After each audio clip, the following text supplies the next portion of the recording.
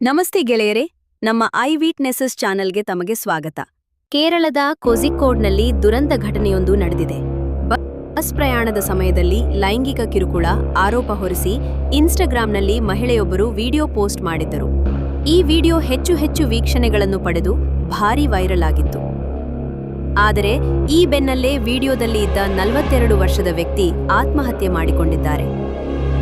ಇದೀಗ ಈ ಪ್ರಕರಣಕ್ಕೆ ಸಂಬಂಧಿಸಿ ಸೋಮವಾರ ಪೊಲೀಸರು 35 ವರ್ಷದ ಮಹಿಳೆಯ ವಿರುದ್ಧ ಆತ್ಮಹತ್ಯೆಗೆ ಪ್ರಚೋದನೆ ನೀಡಿದ ಆರೋಪದಡಿ ಕೇಸ್ ದಾಖಲಿಸಿದ್ದಾರೆ ಎಂದು ಅಧಿಕಾರಿಗಳು ತಿಳಿಸಿದ್ದಾರೆ. ಕೋಝಿಕೋಡ್ ವೈದ್ಯಕೀಯ ಕಾಲೇಜ್ ಪೊಲೀಸ್ ಠಾಣೆಯಲ್ಲಿ ಪ್ರಕರಣ ದಾಖಲಾಗಿದೆ. ಮೃತ ವ್ಯಕ್ತಿಯ ಹೆಸರು ದೀಪಕ್. ಅವರು ಪುತಿಯಾರ ಮೂಲದವರಾಗಿದ್ದು ಕೋಝಿಕೋಡ್ನ ಗೋವಿಂದಪುರದಲ್ಲಿ ವಾಸಿಸುತ್ತಿದ್ದರು. ವಿಡಿಯೋದಲ್ಲಿ ತಾನು ಕಂಡ ಕಾರಣ ತೀವ್ರ ಮುಜುಗರಕ್ಕೊಳಗಾಗಿ ಇದೀಗ ಆತ ಆತ್ಮಹತ್ಯೆ ಮಾಡಿಕೊಂಡಿದ್ದಾರೆ. ರೀಲ್ಸ್ಗಾಗಿ ವ್ಯಕ್ತಿಯ ಜೀವ ಬಲಿ ಪಡೆದುಕೊಂಡವಳ ವಿರುದ್ಧ ಕೇಸ್. ಜವಳಿ ಕಂಪನಿಯಲ್ಲಿ ಕೆಲಸ ಮಾಡುತ್ತಿದ್ದ ಈ ದೀಪಕ್ ಜನವರಿ 18ರ ಭಾನುವಾರದಂದು ತಮ್ಮ ಕೋಣೆಯಲ್ಲಿ ನೇಣು ಬಿಗಿದ ಸ್ಥಿತಿಯಲ್ಲಿ ಪತ್ತೆಯಾಗಿದ್ದರು.